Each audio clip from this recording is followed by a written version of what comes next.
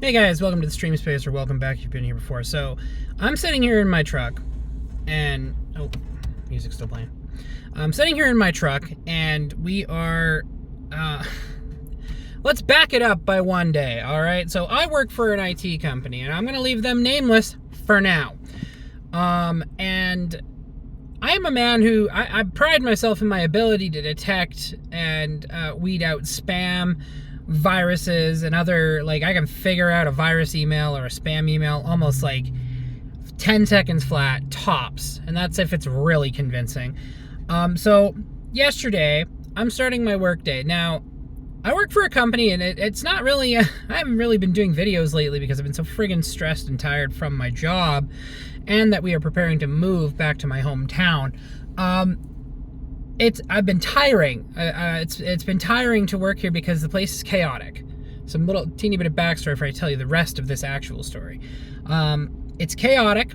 It is a rough place to work because there are not enough people, and the management seems to think that the entire help desk can be ran by me and one other guy who's barely ever there. And that isn't necessarily that guy's fault, because he is a site technician, so he actually is expected to be on site for one specific site 3 days a week. They make over $3,000 off that one dude because he is there all week for those 3 days. For half a day, 3 days a week. So I'm alone a huge chunk of the week, especially with any other tech support that he has to do. If it has to be a site thing, he gets that on Mondays and Fridays. And so those days he gets inundated with work. He can't come into the office, and so I am always in the office, save for a few special occasions. So I get to put out fires every single day. My morning starts usually with putting out fires that a company receives. So yesterday, now we're getting into the actual story here. So now you know what kind of company I work for. It's chaotic, disorganized, and not great. It hasn't been a great place to work. It's been more frustrating than anything. I've had one person leave. I had my friend get a job there. They fired him for me training him too much because he's a certified CCNA technician. That's a Cisco networking technician. He is certified in that, and they let him go. Somebody who was actually helping me when the other guy wasn't there let him go. Okay, anyways. So, rough company, poorly managed, and has very unreasonable expectations. So yesterday morning, I get there for the day. My usual rigmarole is I get my stuff set up, I make coffee for the office. Yeah, I make it for everybody. There are even days where sometimes I don't even get any because I get so busy. And these guys decide, after one instance of me not quite getting something right, after one instance of mislabeling a website / spam email, getting specifics here, it was the client had asked for something that I felt that a vendor would be best suited to help them adjust, and they would do it for free. So, we've been told to engage the vendor in situations like this before, so I felt it was a safe thing to send them to a vendor. The problem is their vendor for the software doesn't sit high enough on the Google listings. Their SEO isn't configured properly or something. But anyways, it is 5 or 6 options down, grand total, and I was asked how to edit the layout of a check is ultimately what the problem was. And I was like, okay, well, I feel like that's not really something we should be doing, because it's putting us in front of a financial system, and between financial and legal systems you have to be really careful, because you can't be looking at stuff you're not supposed to be looking at. Like, you need to minimize how much you actually look at. So I gave them the number. I went to the website, and it looked like the website to the actual program itself. It had the same color scheme and everything. Now, my onus on this is I should have looked a little bit closer, just a little bit, and I would have seen at second or third glance I was able to actually figure out what the problem with the site was. But I gave the client a number to call this place, and if it were the vendor, they wouldn't have charged anything, and I actually indicated that, like, if the vendor should not charge you to help you do this. And The person phoned them. It turned out to not be the normal vendor for that software. It turned to be a company they were Trio Websoft or something like that. And then they started talking to her about how, oh, your computer has problems and it's like 40% corrupted, and if you get to 1% more, it's gonna be like, bitch, wouldn't that be a fucking like signal to not continue? You're not getting errors. You're not there to solve an actual problem. You're there to learn how to do something, which a company that made this software will know how to tell you how to do. They won't even probably need onto your computer. They can tell you where it is by memory, right? I looked up this procedure later. I was able to find it in about 45 seconds, and it really wasn't as hard as I thought it was. But also, again, financial system, I don't like looking at those. So anyways, that's the ticket. The ticket is, I'd like to edit check layouts.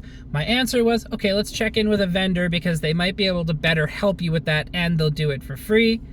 And so they used the link I gave them. They called the number in that link, and in that link, it was unfortunately not a real company. It was just a scam company. Now, I can tell you, I've been in this for 12 fucking years. I'm doing this work for 12 years. I've made my share of mistakes, but this is literally the first time this has ever happened to me. I've only ever done this once. I'm usually the guy that people will turn to and say, does this look legit? And I'll be like, no, it's not. And so after this one mistake, one singular mistake, I was sent home without pay. I've put my personal time into this company. I have put up with the micromanaging. I have had them fuck up my projects because they won't back the fuck off so I can do them. I've had them fuck up my relationships with clients because they won't back the fuck off and let me manage those relationships. And in the end, at the very end, I'm sitting here because I'm about to go in. I got to drive over to my parking lot in a moment here. And I don't know what's going to happen because I got sent home without pay after this one single mistake. Now, I will, full disclosure, they went through the whole process with these people, and they did end up buying something from them, or what they thought they were buying from them was support for this problem. They weren't supposed to have to buy anything. I actually explicitly told them the vendor will do this for free. And the vendor would. I've confirmed it. The vendor would do this for free. So because she had went in and bought something, despite this only being the first time I've ever done anything like this, I was sent home without pay, which I will debate the legality of that after I find out how this goes, because I don't think that they can actually do that. I was there for the start of the day, and I'm salary, so I believe that I would technically be getting paid for that day, whether they want to or not, because it's the law. Anyways, I got on the phone after I found out what kind of place I mistakenly sent her to. I got on the phone with her. I ran a 5-step cleaning process for any viruses, spyware, tracking, anything. Cleared it all up. There was only a few things, and most of it had nothing to do with that website. I deleted their instance of TeamViewer because obviously that's what they used to get in. I cleared out a remote program they had that I even use to this day, but I mean, you don't need it, right? Uninstalled anything that might have belonged to a different company. After the cleaning was done, we went through her check layouts, and even though I really don't think I should have been looking at these, I helped her tweak and test her check layout successfully. Now, in my experience, your reaction to this as a business should be how the client reacts. How does the client react? So, okay, her reaction was that people make mistakes. This was how the client reacted. She was not mad. She was not upset. Nothing. She was laughing and joking with me about Christmas and saying, like, I should have known better than you had told me it was free, and I should have known something was up when this one wasn't. And you know what? I went and looked them up. The company, 4 or 5 options down was their actual website, and I was able to pull up the how-to for this particular request. And their the editing software is just garbage, straight up garbage. So it's unfortunate, But the reason I'm telling this story is because this is why the element of being your own agent is so important nowadays, because I've dumped so much time into this company, and for all I know, when I walk in there at 9 o'clock, I'm just going to be signing a severance paper, or they're just going to straight up terminate me. Please take note, we are 5 days from Christmas. 6 days. It's the 19th, I think. 6 days from Christmas. And I'm moving. They know I'm moving. They know I'm about to get a new house. So instead of saying, well, fuck, he's never made this mistake before, let's just let it slide. No, we went with the nuclear option, which was either the send home part I still feel was kind of nuclear, but if I don't leave that building with a job, like if I don't have a job after this, that just shows you how much more important it is nowadays to be your own agent, because you know what? Mistakes happen, and nobody should define their career by a mistake they made. In fact, after this, I probably will never mention this one again, because you would think that I would have made this mistake when I was younger, but no, I got very good at detecting crap emails from like when they started becoming more and more prevalent. I knew what to do with them. So, I mean, here's hoping that I can at least stick it out here long enough to get work, because I am looking for something else anyways, because the place has been really rough to work at almost from the get-go. It's been chaotic. There were no procedures for like new computers or onboardings and offboardings of clients, onboardings and offboardings of users. There's like no documentation. There are some companies with 3 active VPN systems.